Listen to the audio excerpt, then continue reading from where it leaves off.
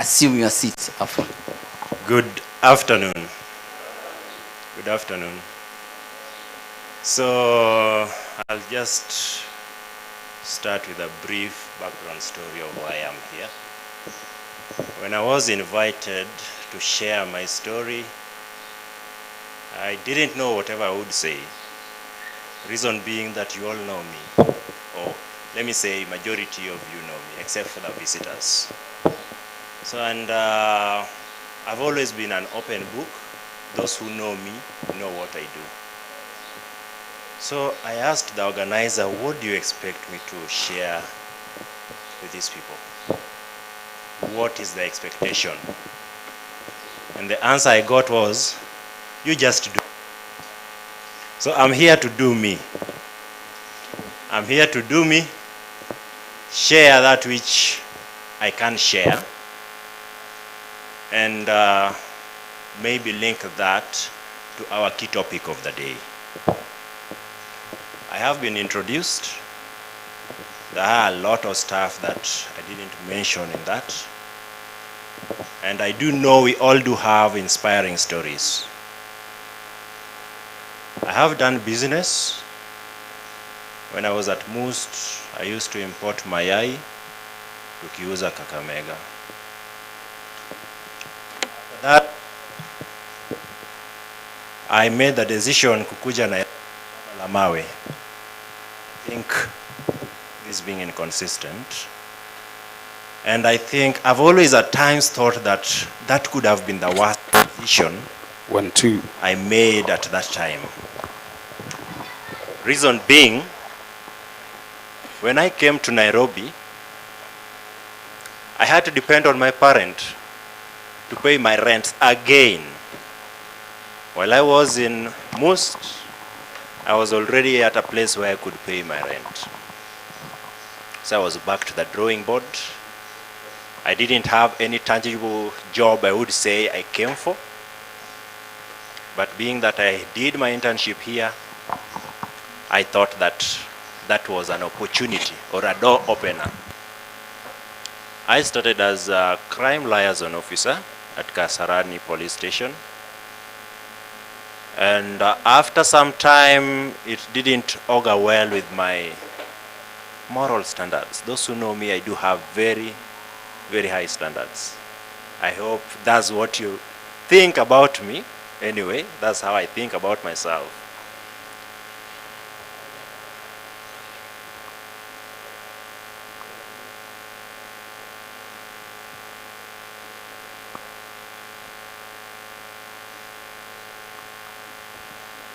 So yes, I was talking about moral standards. So I decided to quit again with nothing. It was just an abrupt quit, and I was back to the drawing. Hey.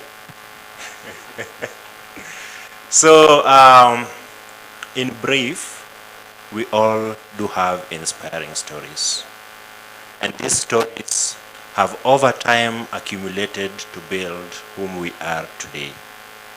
You have your own unique story. It makes you whom you are today. So, in brief, that's whom I am. Achola Job Fanuel Odhiambo. Most of you do not know that name. Achola Job Fanuel Odhiambo. From Migori County. A graduate of criminology, specialty forensic science and security studies. We'll share more together in the afternoon or after lunch session. With that, I'll return the mic back to the moderator.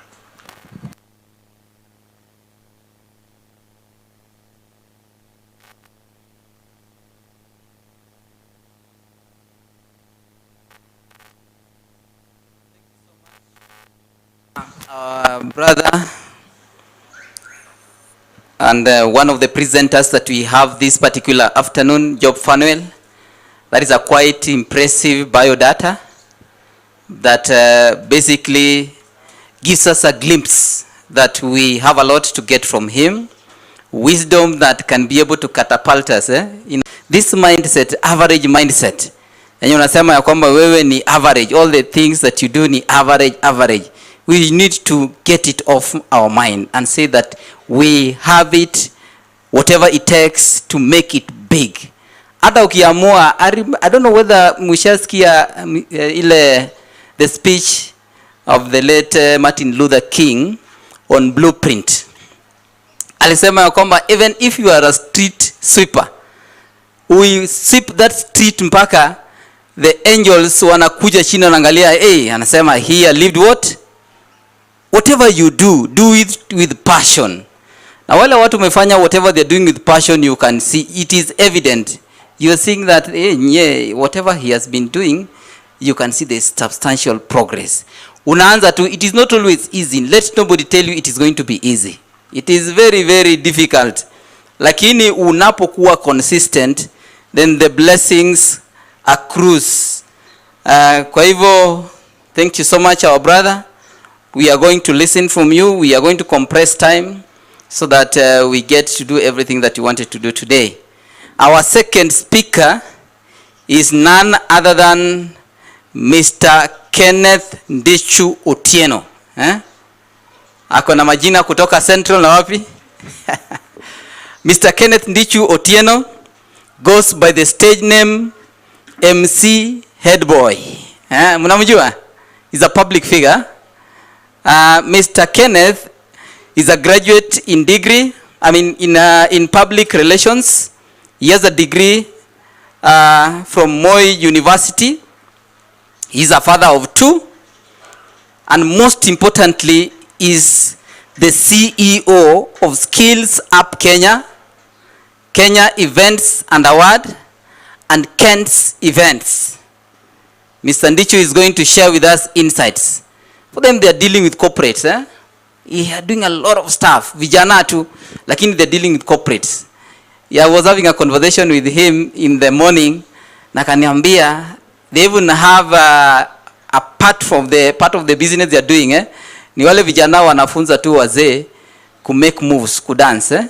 Wale wazee wame make in life. So what they are looking for is just on how they can burn some calories.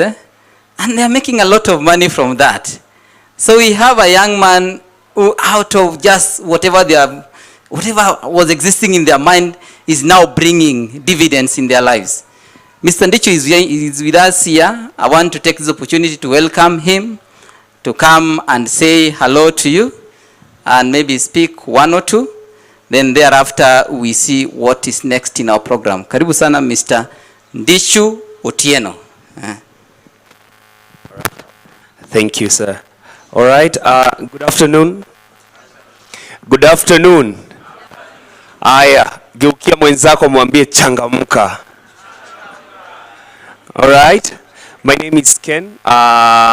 People call me Head Boy. So Head Boy is a bit easier. Head Boy is a bit easier for me. If you call me Head Boy, then I'm going to turn very quickly.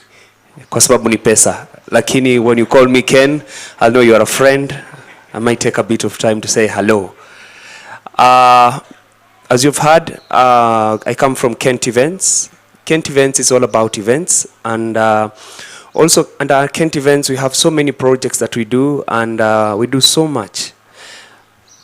We are a true definition of entrepreneurs. Number 1, we have Kenya Events Awards, which was formerly known as Kenya Wedding Awards, and now is the Kenya Events Awards. We have the Stylish Dance Crew, we have the Head Boys Dance Crew, we have the Head Girls Dance Crew, we have the Hype Kids Dance Crew, we also have MC Head Boy, and we have Skill Up Mentorship Program, where we mentor young people on market skills and soft skills as well. And we do so much. The list is endless. I would go on the whole day. But today we are here to learn about entrepreneurship. Entrepreneurship is it's something that is in, and yesterday we are starting a program on life coaching and corporate coaching, which is going to be starting soon. And so yesterday Poliko yesterday night we were with him at a golf event for Moranga Mafia, and I happened to have heard him, and I told him, yeah, that would be a great thing to do, because once it comes to talking to young people, for me, it's a go. Tuko pamoja? Asante. Nimekuwa mweupe kidogo, eh? Asante. All right. So, personally, my story is quite interesting. It's all over the internet. I was a stammerer. Nilikuwa kigumizi, singeweza kuongea. And for long, it really dented my image. It really dented my personality. It dented my inner man. And I felt like one day I would be a speaker. So in the process of talking, and I wanted to be, you know, I come from a family of people who speak. Watu wanaongeaga. If my mom came here, she's worse than me. My grandmother, she's a pastor. Imagine. So you can imagine the kind of family I come from, and I could not speak. I was that gentleman in class. Unakumbuka tukisoma paragraph? Tukisoma paragraph kwa shule. Kila mtu alikuwa anasoma paragraph moja. So my turn, I used to spend a whole lesson to read a paragraph. And the teachers, hata kama watu wamesoma imebaki moja, nimeinua mkono, she could go round my hand, go round, anaangalia, she'd be like, okay, yeah, you can read.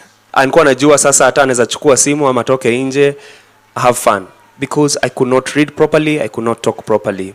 And with that, I started talking, and as you have heard what Wakili has said, one day, in the process of talking, actually, the person who discovered me anaishi pahali hapa, anaitwa David Otieno from Ninga Melodies. Ninga Melodies. 1, 2. You guys can hear me? Mimi niko na sauti kubwa sana. All right. Wonderful. All right. So David Otieno just lives around here. He's called David Otieno from Ninga Melodies. I don't know if anyone knows him. Enyewe tumezeeka. So he's the one who noticed me, and he told me, hey, by the way, I think I can call you for an event. And I was like, I know.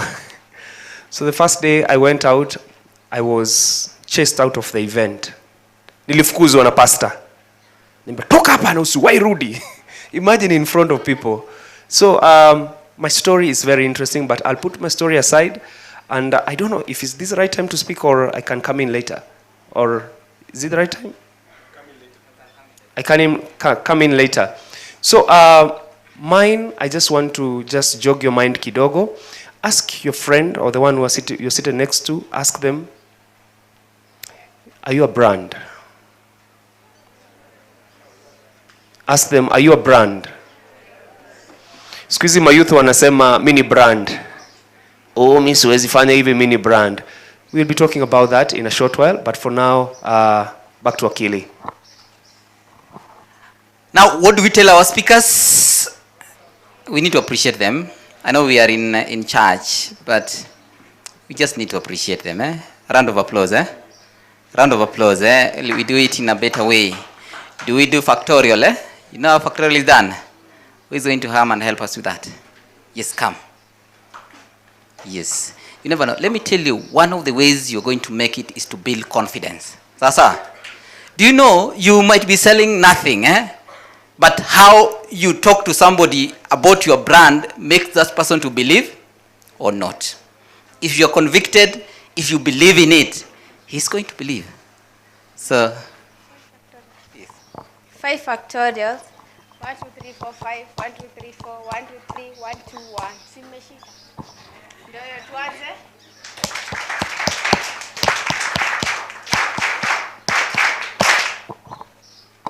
wow, thank you so much. The reason why I decided that this year I must come up with my own law firm is because I've been asking myself one question.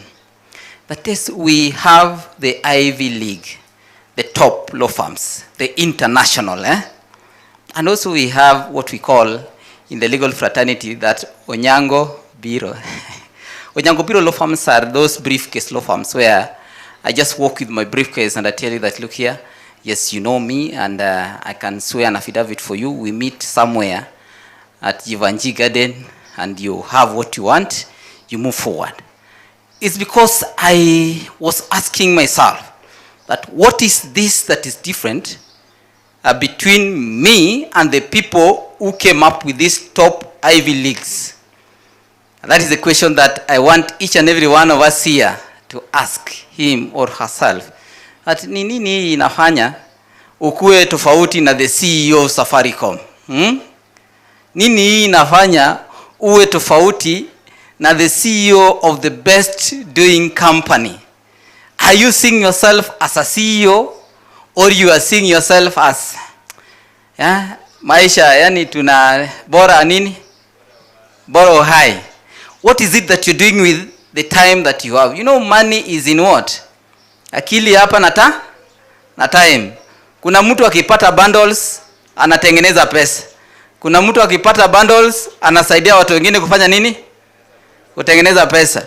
See, WhatsApp is somebody's idea. Si mtu amekaa chini akadevelop an app. Sasa wewe wakati una chat na friends unafanya nini? You hustle kufanya nini? Kumsaidia kutengeneza pesa. Are you always thinking that I can also come up with something, How can the technology also help me to make some extra cash? There is somebody I was talking to.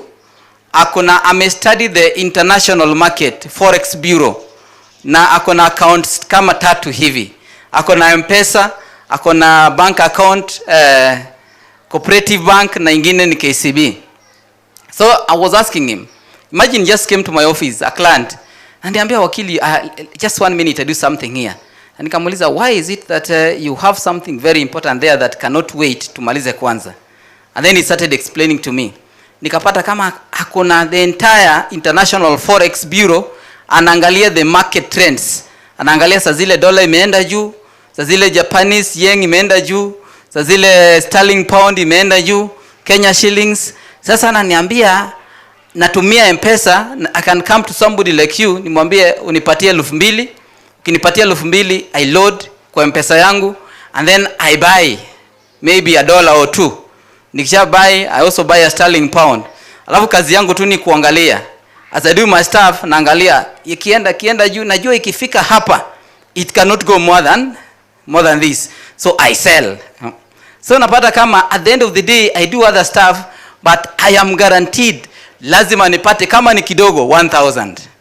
Hii nikasema this is amazing, Sema I must also know how to do this thing. So I can also make some extra cash. Imagine you do nothing. Unakuja unaambia Jesse si unisaidie na 1,000 hapo.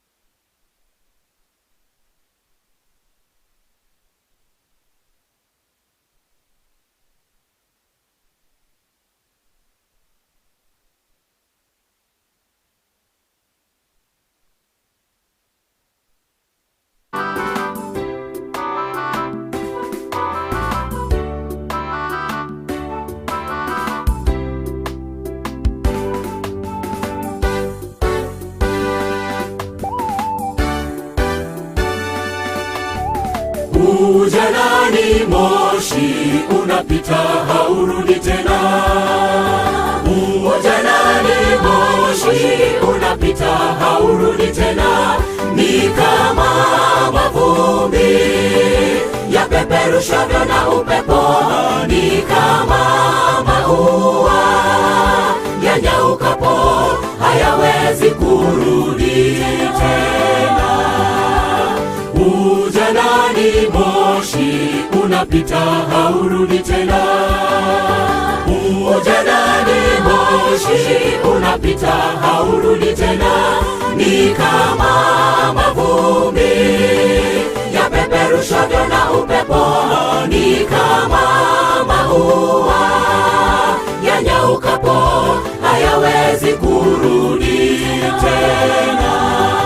Yesu nipe nguvu ya kuona kazi yako si mzigo kwangu, basi na ninapochanua nikutafakari wewe, niwavute wengi wote walo nje wakuone wewe. Yesu nipe nguvu ya kuona kazi yako si mzigo kwangu, basi na ninapochanua nikutafakari wewe, niwavute wengi wote walo nje wakuone wewe.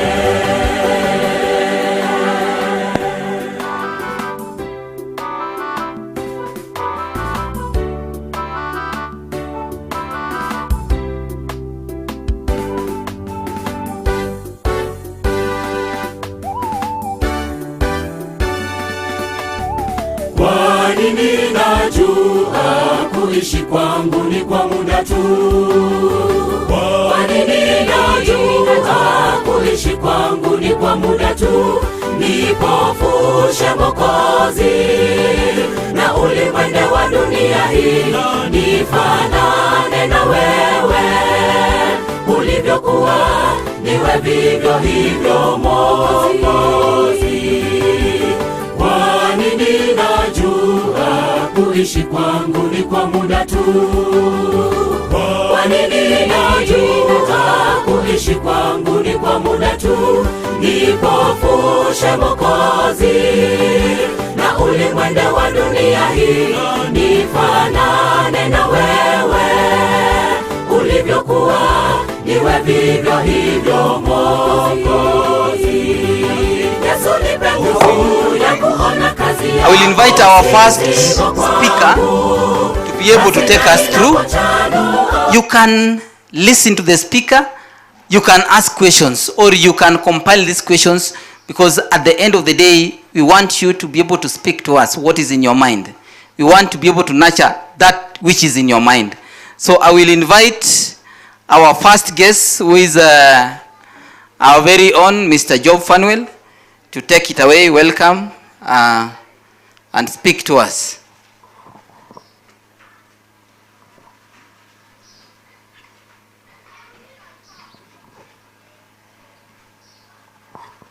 All right, I'm back.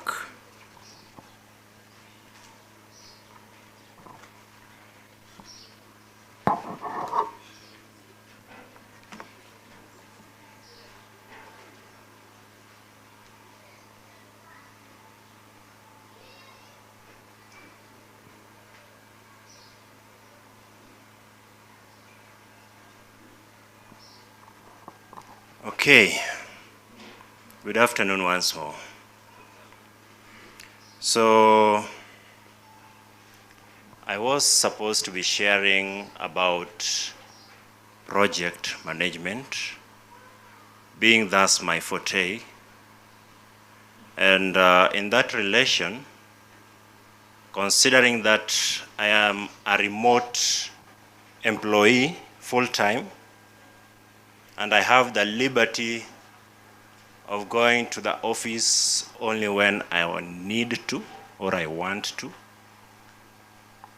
I was supposed to also share insights on online work. And then as a bonus, I will share finances in a nutshell. So project management and entrepreneurship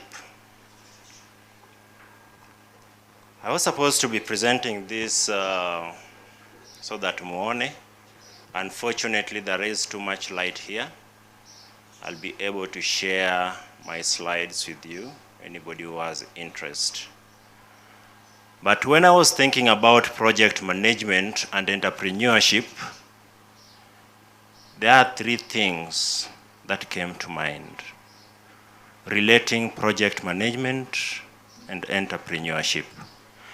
Actually, I would dare say that project management falls within all the fields in life. Everything in life.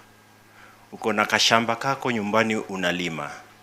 That is your project.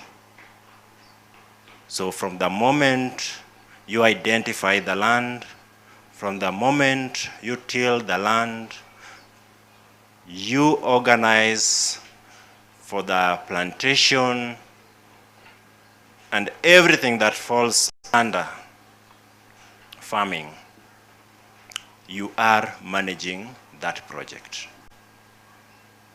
So I want you people to look at it in three ways. For you to be a good project manager, and I'm not talking in light of what I do as an individual, but in light of what you as a person do, or what you as a person are thinking of doing. Number one, you have to be a dreamer. You have to dream. You have to sit down. You have to think of whatever you want to do in grand ways. There's nobody who thinks small. Because when you think small, then your expectation is that you are going to earn small. And nobody wants to earn small. So you have to be a dreamer. So number one, dream big. Dream big. You want to be a good project manager, dream big. Number two, start small. Everything about entrepreneurship has some value of risk, which means inaweza kuwa utapata, unaweza kuwa hautapata. There is always that risk. So number two, start small. When you start small, you are building a foundation for your project. You have to check at all the deliverables. And when we are talking about the deliverables, it is about the input, the resources, the expected results that you want, and then measure on putting in resources that would catapult you towards that desired outcome. So start small, build your foundation, assess your risks, and then lastly, scale fast. When you have a proper foundation, then you are sure that foundation would be able to carry the bulk of anything you want to put on it. If you have a strong foundation, then you have somewhere to fall back to. Once you have considered all the risks that that would take, it means that you would be at a stable place to try growing, and if growing doesn't work, you still come back to the flat line and not to the ground. Those are the key facets of which I look at when I want to start any endeavor, be it a business, be it farming, whatever you are doing. Dream big, start small, and scale fast. It is a song in my head. Dream big, start small, and scale fast. So next, I want to just break down what entails all that I just said. What entails dreaming big, what entails starting small and scaling fast. Number one, I would go with project definition. Define your project. If it is a business, clearly define it. And you have to define the objectives, the scopes, and as I had said, deliverables. You should also make sure that you know the constraints within that kind of project that you are working on. So define the objectives, the scopes, the deliverables, and the constraints of the project itself. When you define those clearly, then you have a picture of where you are heading to. That is the kind of foundation that you start building. And defining, tuseme ni biashara unataka kufanya. Defining the scope is, what kind of market do I want to involve myself? What is selling within this area? How far do I want to advertise my product? What is my target clientele? So that usianze biashara hapa hivi na mwenzako ako pale, he has built a very stable clientele, na unaanza the same product there and expect that you are going to have a healthy competition. Yes, your biashara might pick up after 6, 7, 8 months. Do you have the resources to keep it afloat? Considering the rent and everything, is it stable enough? Are your resources stable enough to keep it afloat?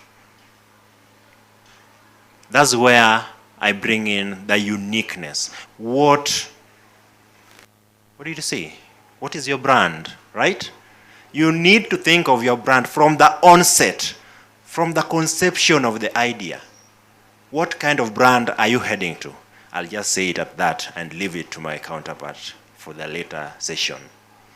But you need to think of it at the conception of whatever you are trying to drive yourself into. Define the scope, know the objectives. Unaitaka for what? Is it just for some little money to keep you afloat? Is it that you want to do it for charity? Is it that you are doing it just because ABCD is doing it, or so and so is doing it? Identify your objectives before you dive into anything. And then my second point is resource allocation. Where are you getting your money? Is it from a loan? Is it a funding? Did you write a proposal, ukapata funding also? Are there any technology that you want to introduce or you want to utilize for your project? Now that is the stage where you make sure that any resource that would be beneficial to your endeavor is well executed. Kama ni pesa or the funding and whatever, if you are taking it from a loan, I like talking about loans because that's where we all fall. Umechukua loan, unataka kuanzisha biashara, and in the long run, only 30% of that loan is diverted into business. Hiyo ingine haujui imepotea fare kwenda sijui Kariobangi, umefanya research huko, umepata hiyo kitu hakuna, ukatoka, ukakimbia sijui Isili, umepata hiyo kitu unatafuta huko bei iko juu, nani akakwambia hizo vitu zinachukuliwanga huko Githurai, ukimbia Githurai. In the long run, you have used a substantial part of that money doing your market research. And that's where you fall. You should have done your market research before even thinking about getting funds. Your funds should be there. You already know where you're going to acquire everything, how much that would go into it, and you are not running into it blindly. You have the idea, and they are beautiful ideas. They are beautiful ideas. But before you invest, make sure that the resources that are going into that investment are purposefully and strictly going into that investment. If yes, you had put aside transportation and other miscellaneous expenditures, that is fine and well. But be very cautious when you are funding using loans. If you have questions, we'll talk about them. Number 3 is risk management. Umeangalia biashara yako ama whatever business you want to indulge in, you should be able to tell the risks that would be involved. I started by giving you a story of how I used to import eggs from Uganda border. Ukishapita Busia tu hivi, upite tu huku. So let me not say, I like using importing because it's a big word, but nilikuwa navuka border tu hivi. So ukiwa unajua Busia ya Kenya na Busia ya Uganda, you know what I'm talking about. Nilikuwa nachukua mayai huko, sikuwa na gari, tulikuwa tunatumia hizi ma3, hizi Nissan hapo mbele nyuma ya dereva. Mkishaingiana mlalishe hapo hivyo, alafu unajisqueeze kwa mlango hivyo, unalipia hizo kiti zote. How many breakages do you think nilikuwa nafika nayo Kakamega, considering that type of transportation? And if you know how mayai inakuwa packed, ni hizo matrays wanaweza zieka kama 70 hivi, inafika hapa 70 hapa, and then unazisurround na box hapo juu, alafu mnazimwaga. Hiyo kamba inapita na chini tena mnafunga. Kufika Kakamega, you have a substantial number of broken eggs. Have you analyzed, identified such kind of risks? Let's say ni maziwa unauza. Umeconsider possibility ya blackout. We have a blackout right now. Umeconsider possibility ya blackout and the long-term repercussions in case it were to go at a 3 days, and you have close to 100 liters ya maziwa. Let's say your freezer can only maintain that temperature, that negative temperature up to like 12 hours. What happens after that? Do you succumb to the loss and accept that hii imeniramba, or what do you do? Assess the risks that would be involved in everything you are doing. Isiwe tu biashara peke yake. Hata kama unaoa, assess the risks that getting tied down would pose to your life. Timelines and milestones. Kuna wengine wetu, me included, who would always go into something so fast and would expect to get tangible income from that at the shortest time possible. Hii biashara tuanzishe by May, na tufanye ile design yenye ikifika July bas sisi ndo wakuu. Are you setting realistic timelines with the projects that you have, or with the business that you do have? And when setting timelines, and I mean realistic timelines, do not look at just the overambitious person who would set unrealistic short timelines, but identify also unrealistic timelines that would constrain you against developing yourself. Unaweza sema, to be safe, let me give it 7 months for something that you would do in 5 months. Hapo ndo tunasemanga, you need to get your ass off that seat. I know we're in church, yes. But what I'm trying to say, look at it from the higher side and lower side. Do not be over ambitious and do not sell yourself short. You are capable of a lot. As long as you are able to assess your objectives in a realistic way, set realistic timelines so that you are not working lazy and you are not overselling yourself. Number 5, adaptability. Depending on the market trends, you should be at a position to always bounce back. You should be at a position to always adapt as fast as possible. Trust me, kitu inatuumiza as young people ni adaptability. Adaptability. Kitambo ndugu yangu hapa atareact, market itakuwa isha kuwa na a different fall. Utakuja church on Saturday usikie, hey my friend, did you hear there is something selling hot out here? And useme, oh really?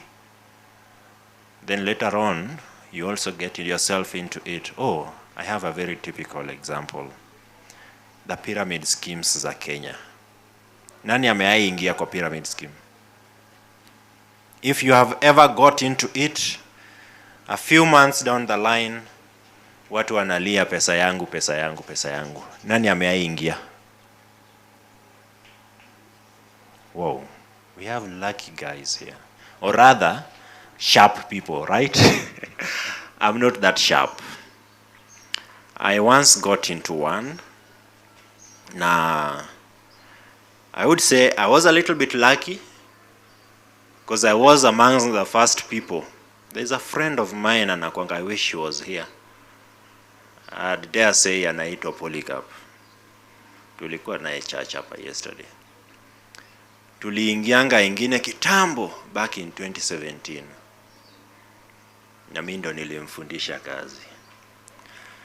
Tulichapa kazi, tukachapa kazi. I did earn well, being that ilikuwa inalipa inajipa. And being the first people, ukiwa number 1 in a pyramid scheme, you do earn well. That's how they always call people, because you are going to get something tangible from it, and you go to your friend, there is something here. Please, ingia hapa vika unataka do. Na ye pia aingie, and soon there'll be like 1,000 people. Na hawa watu 1,000, already their registration fee is enough kulipa the first 100 people wenye waliingia, na hawa watu wa withdraw, na waseme they've made their money and move to another scheme. That's how it always works. And we young people are always victims. Now and again, these guys have a ready market. Actually, they are very intelligent. They'd rather pay watu kama 500 for like 2 months, upate 20k for 2 months, na wapate 1 million people wenye wali register na 10k ama 5k. How much is that? 1 million by 5k. And then utoe 500 people na 20k for those 500 people by 2 months. And tell me what kind of profit that kind of person ametoka nayo. It's an intelligent thing. Before ujue, you'd always fall for it again and again. So when I'm talking about adaptability, I mean always have your ears out there. What kind of network do you have? Ni ile ya Real Madrid na Chelsea na Man U, ama what kind of network is it? Is it network yenye itakuambia bro, kuna msee anataka ma electronics hapa hivi? Ama bro, kuna ka gig ya data analyst hapa hivi? We all have introduced ourselves as individuals with different kind of skills within different kind of fields. But are you using any networks to grow yourself? Are you using your networks in the right way? So let's be quick to adapt to the market trends. Always have a network and always be watchful for the market trends. It falls for farming, businesses, and everything. Watching the news. Fertilizer itatoka hapa hivi bei ya 2K na ziende in like a few weeks. Wewe next week ndo unaanza kutafuta fertilizer unapata na 7,500. You miss on opportunities because your network is not a worthy network ya indulgent. So my last point is scaling fast. After adaptability, you know everything within the market. You have a stable foundation. So what you need to do at that time is to scale. You need to scale up. Wangapi hapa wamemaliza kugrow? If umemaliza kugrow, there is nobody mwenye anaweza kuwa amemaliza kugrow. Unaweza maliza kugrow kikimo, but you never completely grow kama we ni mwanadamu or a human being. Actually, even animals do have daily experiences. That is growth. You grow. Right now, we are growing together, right? We are here as this is an exchange program, right? Nitatoka hapa hivi nimegrow, utatoka hapa hivi umegrow.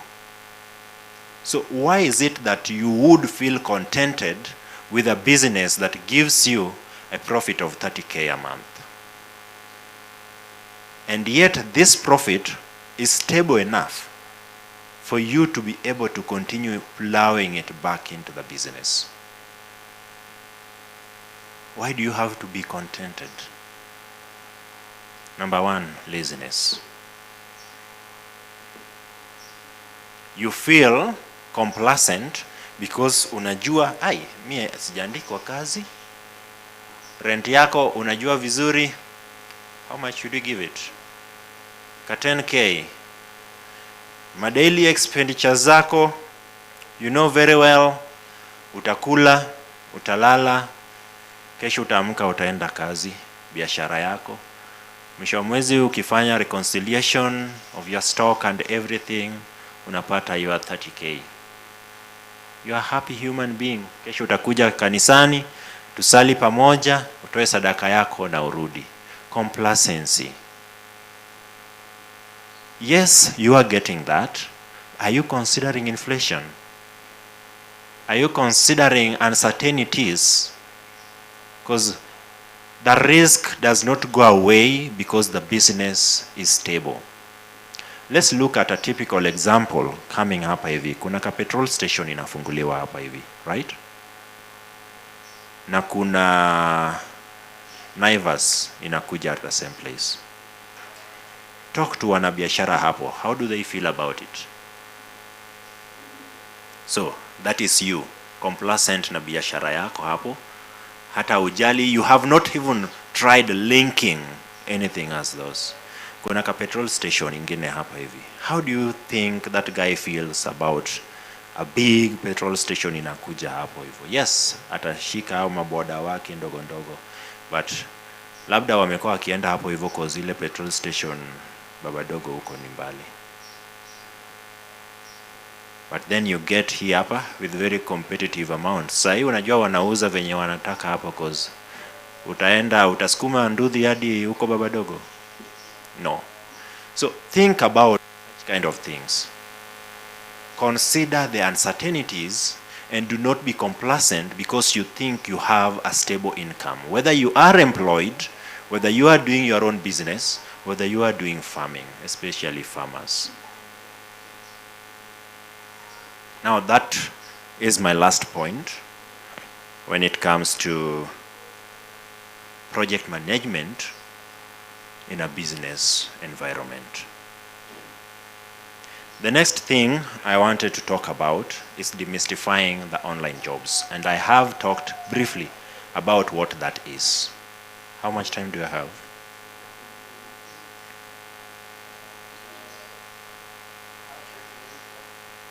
All right. So demystifying the online jobs. We all fall nimesema like we all fall for scams za online.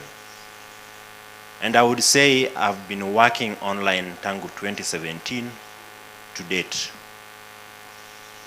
To date. And I would say that it is a blessing for me because in one way or another, I have succeeded in it. Kuna kitu moja, because I've referred people, I've called people, na kuna kitu kimoja tu, including my brothers. I wish wana watch. And told them that tuinge tufanye hii. And one notion we all do have is that when you are working online, then it's a quick what? Quick money. Naona like, hiyo kampuni mna work nayo ni international ati wanalipa in dollars. That's the first question that always come out. Wanalipa in dollars. Oh, sure. Okay. Then how much per hour? Kidogo hivi mtu ashapiga mahesabu zake. Nikifanya kazi 40 hours a week and then nipige na hiyo rate ya dollar, bas I just need a few months nianzishe kale ka biashara kangu and I'm done.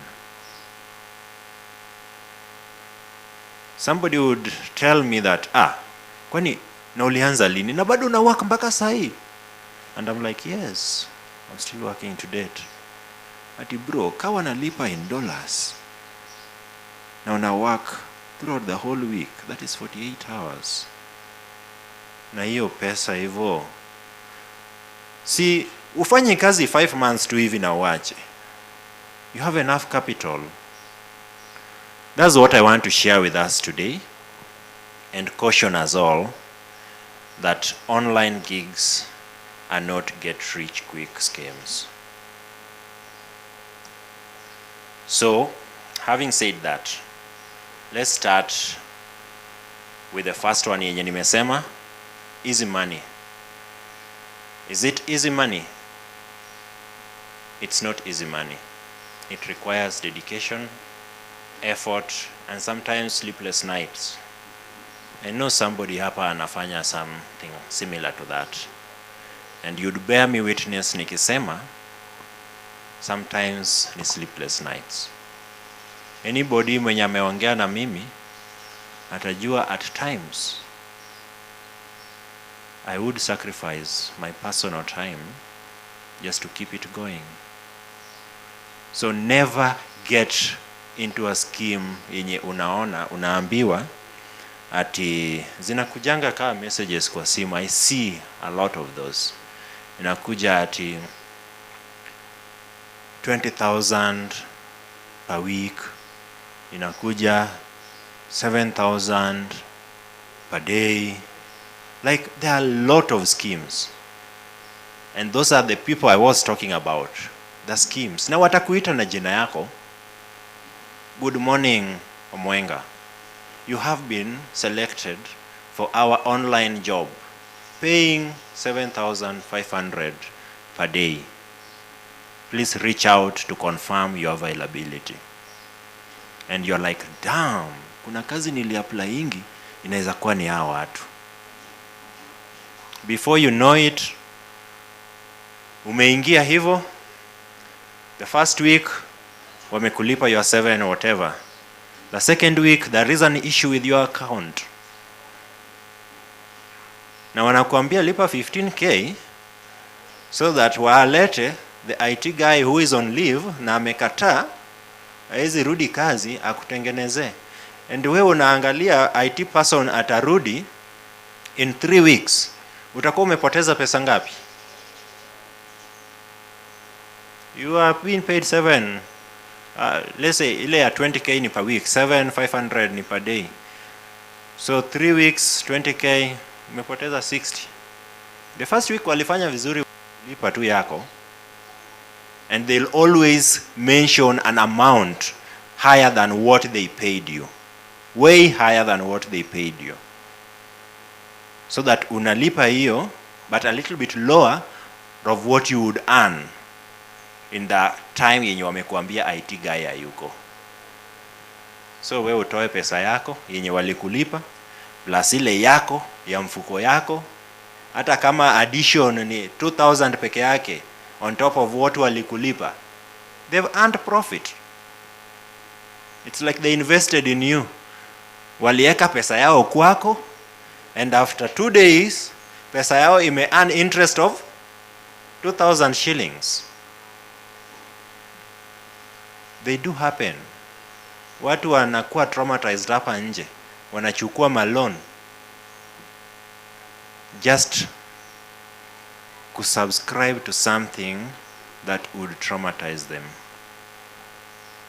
So let's not think of online jobs as easy money endeavors. Number 2, little commitment. Unasema mi nikianza hiyo kidogo nachapa kazi 3 hours hivi, alafu naenda hiyo mjengo yangu hivi. It will be enough to supplement whatever napatanga. So you feel like ni kazi ya very little commitment and you don't have to commit sana. Trust me, you are absolutely wrong. And you'd be in for a very rude shock if you thought of it in such a way. Does it require skills? Does it? Online jobs. Does it require skills? Yes? Good. We have people who are educated here. These schemes watakuambia, wewe kuja tu, tutakutrain. Just come, we will train you. We are all young. We are all educated in different ways, and we still have the capacity to take in a lot of knowledge. True or false? True or false? Why don't you build your skills? Kama ni design, there are lots of free courses online. Why don't you major on designs so that when you go out there, you are not lured by we will train you. Instead, you market yourself that I am qualified enough, I have done ABCD jobs, and these are samples of my work. You proudly say it in a way that itaambia kama ni mtu wa kukukona atasema tu, hey, I can't afford this guy. How you sell yourself will always determine your pay. Another part of which nitaachia my counterpart, branding yourself, selling yourself, right? So it will always determine how you get your pay. Maximize on your skills. Tulisema siku hizi network iko everywhere, internet iko everywhere. Bundles are very cheap. Maximize your skills. Maximize on your skills. Mtu kama mimi, anything computer nimefanya. Anything computer nimefanya. I did a little bit of cyber security. I learned a few hacking here and there. I tried that during my heydays. Unaweza nipatia simu yako a few seconds. Acha nisi exaggerate, not a few seconds. But a good hour with your phone can give me all the details I need about you. Acha hiyo kando. Mambo ya computer itself, that was simu. Mambo ya computer, photoshopping, video editing, and everything that can be learned. Hapo hivyo I did a few coding. Sikumaliza, but hakuna mtu atanidanganya na broken code aniambie this is an app I'm selling you, na niingie hapo na ninunue hiyo app nikisema like with this app I can start something small and market it ikuwe something big, because I'll be able to identify maybe ni ka app yenye ukishaeka kwako imesambaza ka code kwa all your online contacts, and it's very easy. It can send something. Mtu wa IT anaweza concur with me that a picture kwa status yangu with just a small link, naweza finya hiyo link, it won't direct me anywhere but execute a code in my phone or in my laptop, and that person atakuwa na all my details including my passwords. It can be a code that is how do we call it, a word logger. There is a name for it, but anything you type in a record huko ikituma email, you can Google. It's there in the background. Unaweza itafuta na antivirus au utaipata. Actually inaishi ndani ya the antivirus. The free antiviruses with that sometimes we do use. But it opens a door to everything about you. Why am I saying this? If you made the attempt of solidifying knowledge from any source you are able to, then you'd know that. Whether ulisomea shuleni ama umekutana nayo hapa barabarani. So let's maximize on building our skills. Online jobs need skills. And when you maximize on something, you can sell yourself internationally. And you'd be well paid. I know people who do graphics and so on, and they do not look for clients even within the country. They do not. Tena wanaringa sana. They look for international clients, and they do not sell themselves cheap. And they have their copywritten work yenye wata present.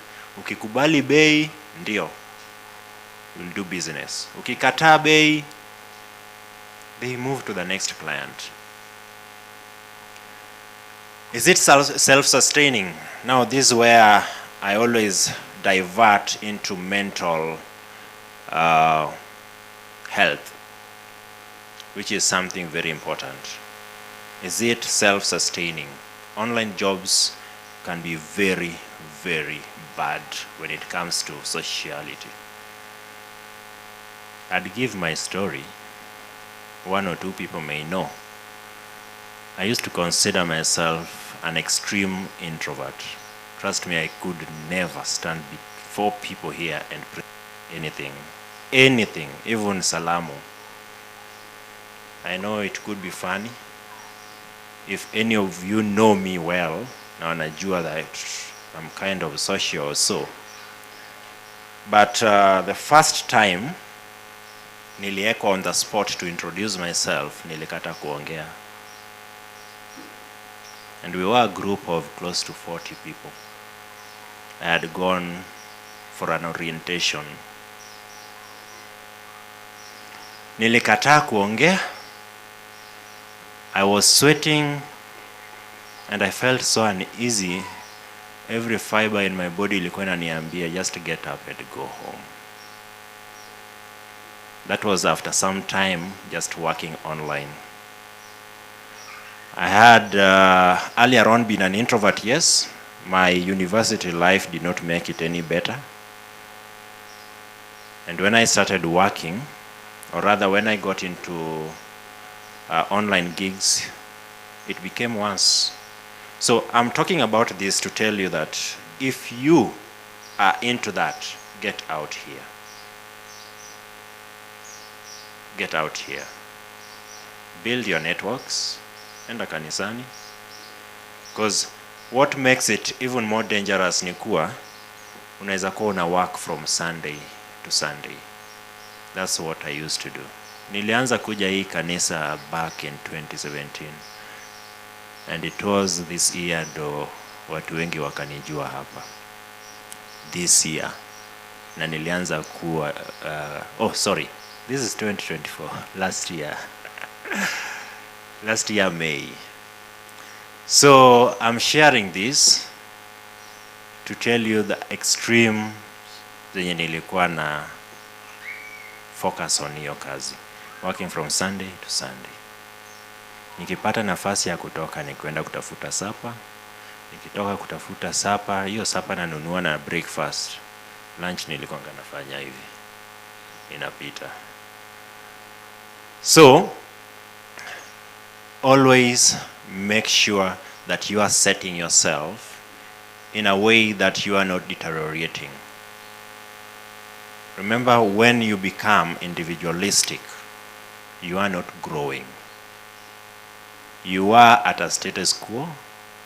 You are not changing in any way. Hata hiyo kazi unafanya, it would be very difficult for you to grow. You need these people to open up your mind.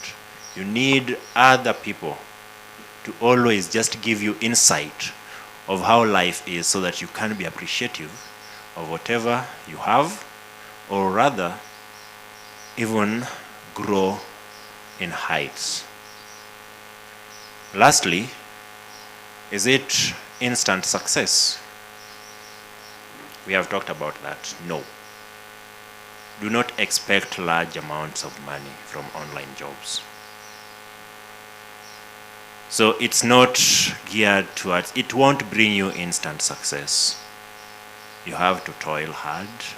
You have to keep at it. You have to open other online avenues if you know how to search. To sum it all up, nitapatiana just a brief story.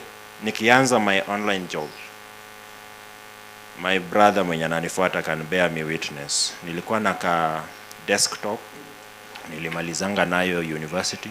My laptop had broken down by then. Network, internet yenye nilikuwa natumia ni Zain 50 per hour, if any of you remember those days. Yeah, 50 per hour Zain. Bado iko? Oh, all right, Airtel. Airtel si Zain. Yes. So, the first gig nilifanya, tulikuwa tunalipwa per task. And it was payment at every end of the week. I worked day and night. I worked asubuhi. Unajua naambia bro wangu, hii kazi nataka nijaribu, because tunashinda kwa nyumba zote, hatuna anything, tuna kazi, sote tumemaliza university, rent inalipwa na mzae. So we are like, we need something. And when I got that job, he was very supportive. Atapika sapa,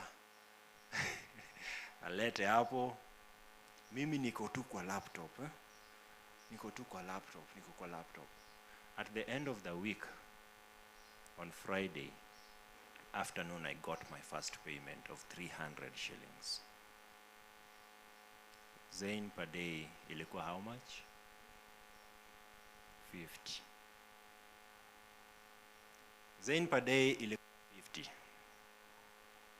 At the end of the week, nilipata 300. So I couldn't even look at my brother and tell him like, nimelipwa. Because ilikuanga via phone. Na nimwambie nimelipwa. It was so difficult. Would you believe me nikikuambia I kept at it? I said, I'll do better. Because I did have a few people wenye tulikuwa tumeingia nao. Ile orientation nilikuwa nawaambia. Nilitoka hapo watu wamenicheka, wengine walikuja wameongea na mimi, and we kept in touch. Ananiambia, mimi nilipata 1,000. Hey, how? So I learned from them, and slowly by slowly,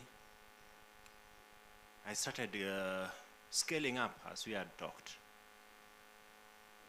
By 2018, around November, by 2018 around November, that account was withdrawn from me, not because of poor quality of work, but because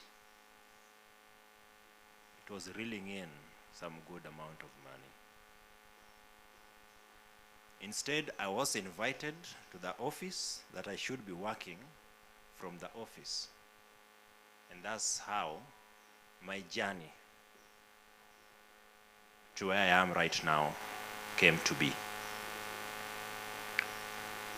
When Polycarp aliniuliza what I do, nilimwambia I do project management. And that's what I do, project management. I started as a project delivery assistant. That was in 2021. 2018, I was now doing data analysis in small projects. After that, to project delivery assistant, and right now, an associate. So Polycarp alinipandisha cheo and nilisema amen. So I wanted to bring that out very clearly and set up that we all start from different places. It is okay, but what are you aiming at? Do you know? Do you know, or do you have expectations? Where do you see yourself? Nilikuwa na kazini yangu fulani at that time alikuwa anasema, "Hey, Job Marucha patient." Like, Job, your brother is so patient. So brother yangu ndo anakuja na ananiambia, "Hey, Tile Wachoni, you are so patient." Do you have that patience? Or is it patience? If you do have it, is it misplaced? So you should be able to preempt that you are getting yourself into something, and what do you expect from it? If it doesn't give you the return you do expect, then it is okay to walk away. It's not the end of the world. There are risks everywhere. Are you ready to take that risk? Right now you are at a comfort zone because in one way or another you are living. In one way or another you're paying your rent. But is it sustainable? That is the big question I want to leave to you guys today. Whatever you are doing, is it sustainable? Are you complacent? Do you feel like you can do more, but you are stuck? You don't know how. Sometimes you can do a self-analysis and identify that one way or another, I'm stuck. I can't move forward, I can't move backwards. And you need to take action promptly because time waits for no man. So, are you complacent? And if you are complacent, it's okay to call yourself lazy. It's okay for me to call myself lazy. Because you have done a self-analysis and established that you are complacent. And complacence is just another word for laziness. So, do a self-analysis. Get off your comfort zone. Explore that option that has been haunting you for days. Explore that option that has been haunting you for months. Start small. It is okay. Start small. You've already had the dream for months, for years. This is where I want to be. Polyco Media was a dream. Did you have any equipment? You didn't. So it is okay. The dream has been there.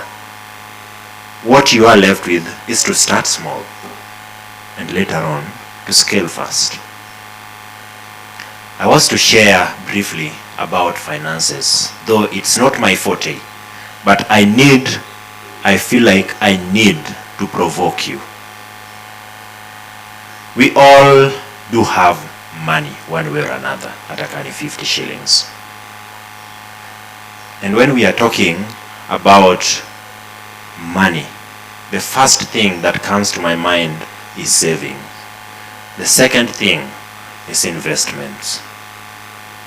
As youths, I do know, or as a young person, I do know that if I was presented a pie chart of my savings and investments vis-a-vis my expenditures, then it would come out that my expenditures at around 75%. And the other is for savings and investments. Trust me, that's so sad. It's so sad. We all assume that I live for the moment. Do we say it as much? I live for the moment. Na nikikufa kesho, nani atakula pesa yangu? Ulisema hivyo 3 years ago, umekufa. Umekufa. Mimi mwenyewe, I know I said that. I was almost swearing. I did say that years ago, that I live for the moment. Ni ile time umepata ka pesa and I'm like, let me save this. And then you're like, nilikuanga nataka ile nini. After all bana, na nikikufa kesho, acha nijienjoy. Yes, we all do agree. At this age, one way or another, you need to maximize your experience so that you set yourself at a position where in future, at an older age, you are not seeking the experience that you would have rather experienced at this age. So, when I talk about savings, that is about keeping your money. And when I talk about investments, that is about making your money work for you. So, you all know, are you keeping your money or are you making your money work for you? The purpose of saving is typically to keep it for future use. That's what it is. Hata kama utapata ka interest ya 8%, of which sai most circles ama most banks wana offer 8%, for those who might know that. 8%. Is it enough? Interest of 8%. Let's say umesave 20k. 8% of 20k ni ngapi wa hesabu?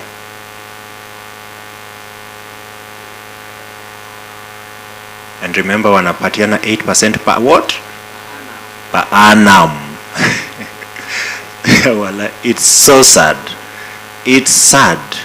Na wewe umejieka, utajienjoy vizuri, unasave thao. So hii thao per month actually hata si 20k, ni 12k, but you are a good person. Kuna month ulifanya kazi bidii ukaeka excess.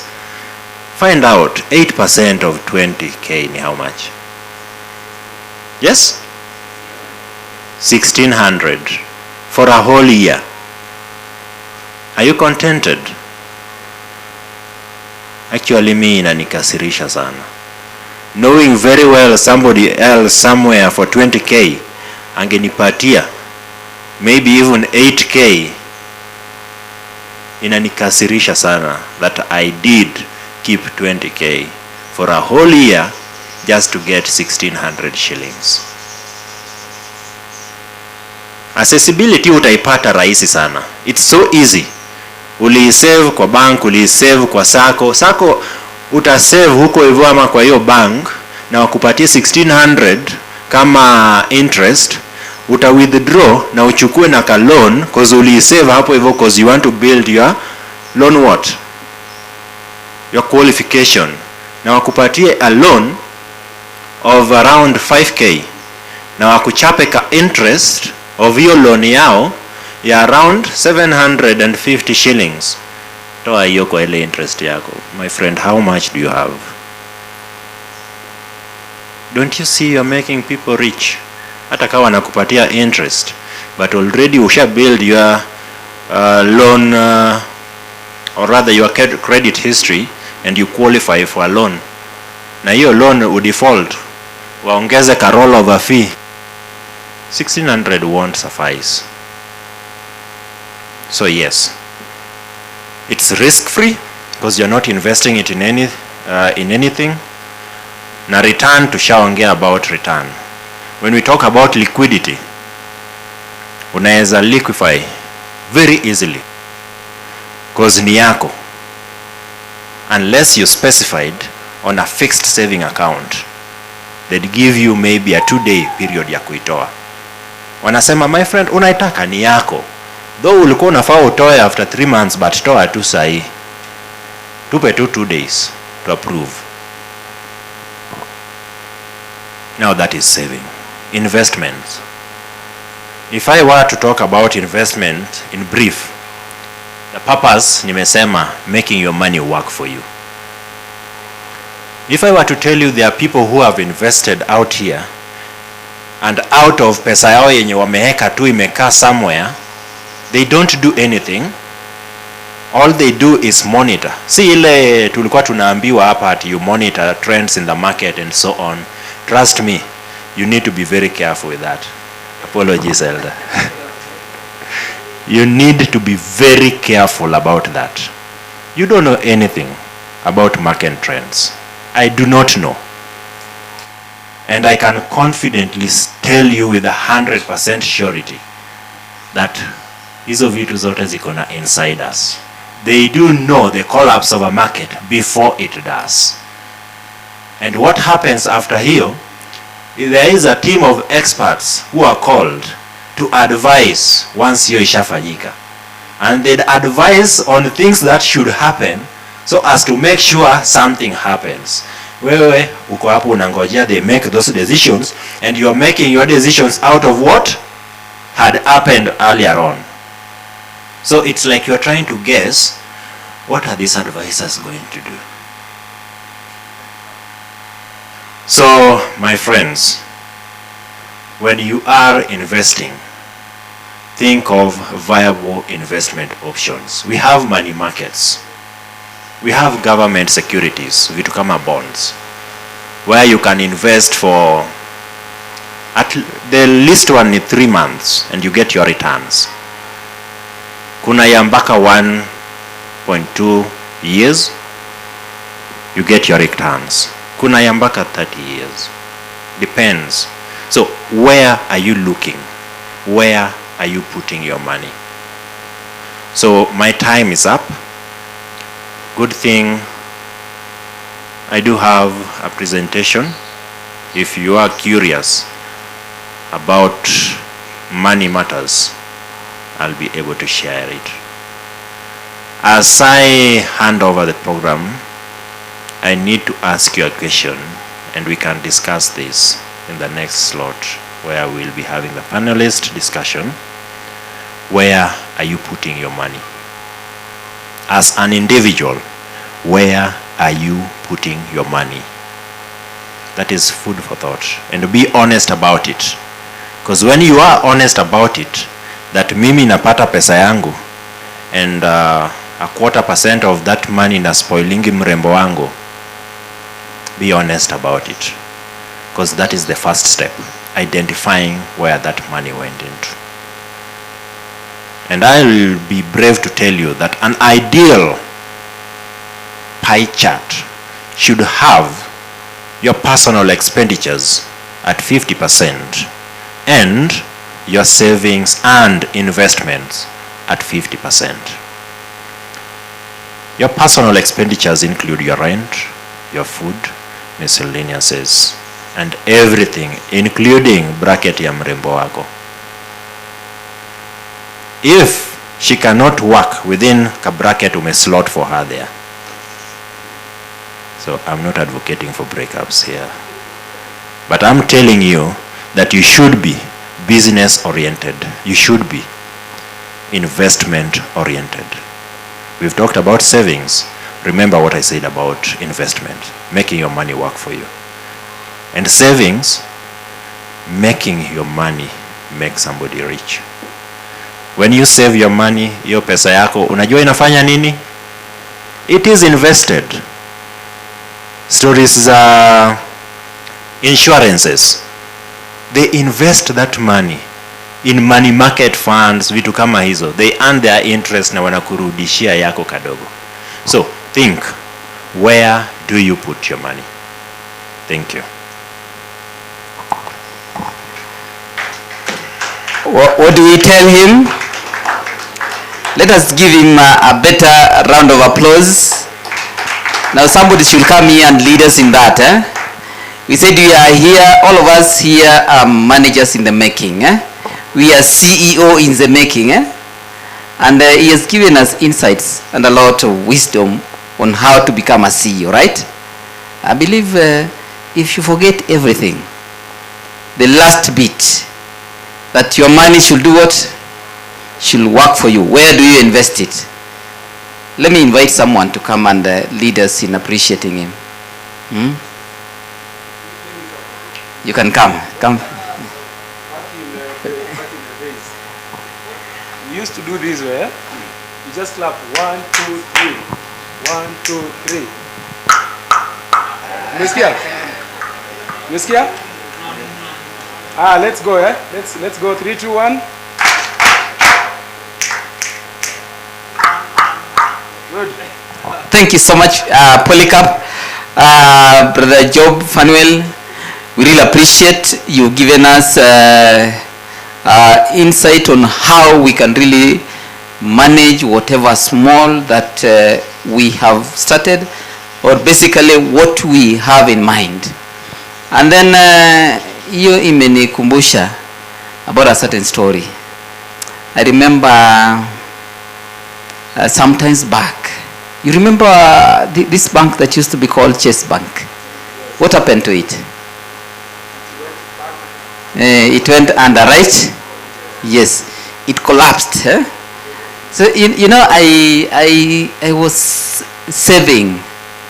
Do I say saving or banking? Because it was a current account.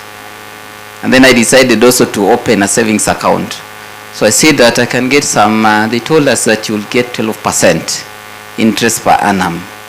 So I decided to withdraw all my savings, all my banking from the current account to the savings account. And I said that, okay, let me put this money here. I think that after the end of the year, 12% of 1 million will be how much?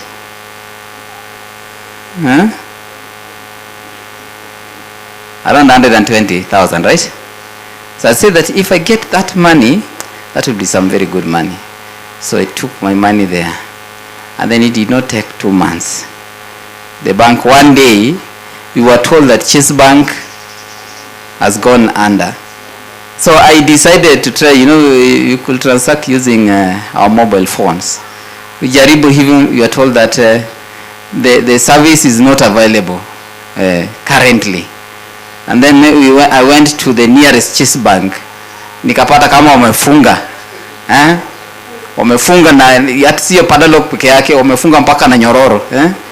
And then there were media guys around there. So some of them started asking me questions. Are you one of the depositors to the Chase Bank? And nikamwambia, yes, I am. And I don't know what is happening. Is it true what the news that you are getting?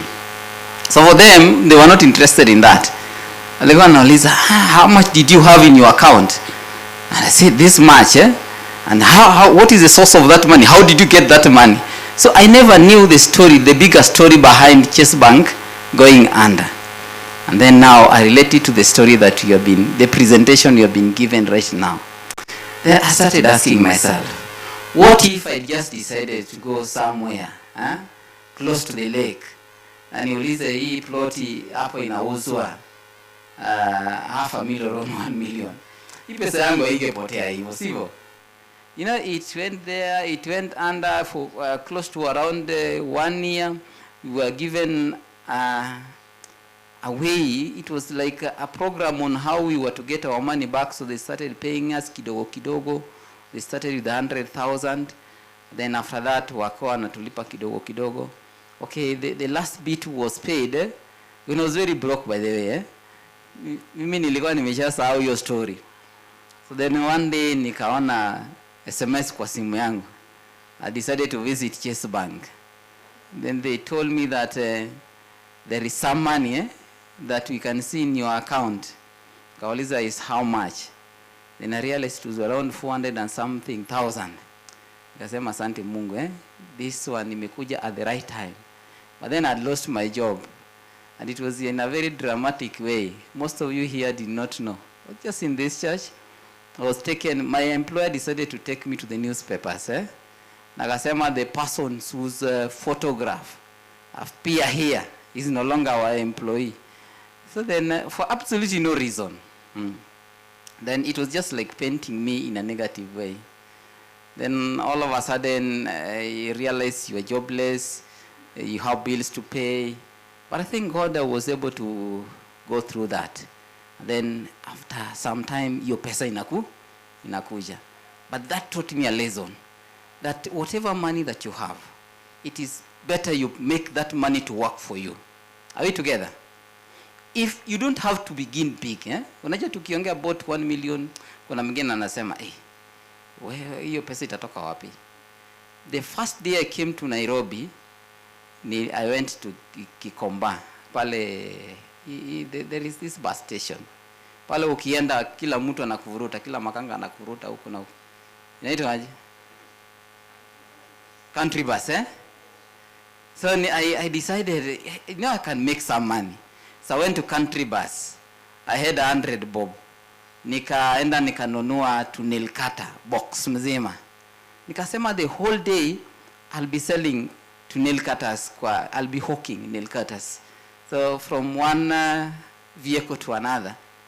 Na one nikapiga hesabu nikapata kama one was going, I bought one at 20 bob. So nikaamua kuuza 30 bob. At the end of the day nilikuwa na profit ya pesa ngapi? Because I used 100 bob. Hiyo nilinunua nilikata ngapi? Kabox kadogo tu hivi. Ilikuwa ngapi? 5, sivyo? Nikapata 10 bob, 10 bob, 10 bob. 10 bob times 5? 50 bob, sivyo? So, hii 50 bob nilipata within a record, was it 2 or around 1.5 hours. Nishatengeneza 50 bob. I just decided the 100 bob that ambaye niko naye, I'm going to make it work for me, and I made almost 50% profit from that money. Yani what are you doing, Wewe ukipata 100 bob bundles ya kupeana mtu mwingine. Do you know you can just buy an egg is costing how much? Sasa mayai moja ni pesa ngapi? 16 bob. Ukiwa na 100 bob unanunua ngapi?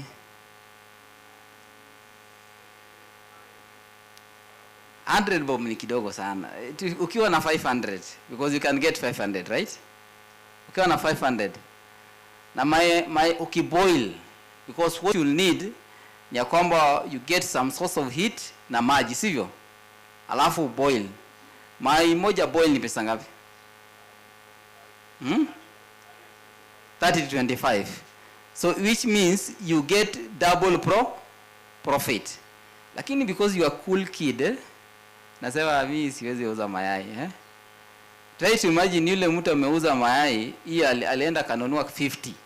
Ako na profit ya pesa ngapi at the end of the day? Mukienda bank inasemanga hii pesa imetoka kwa ofisi na hii imetoka kwa kuuza mayai.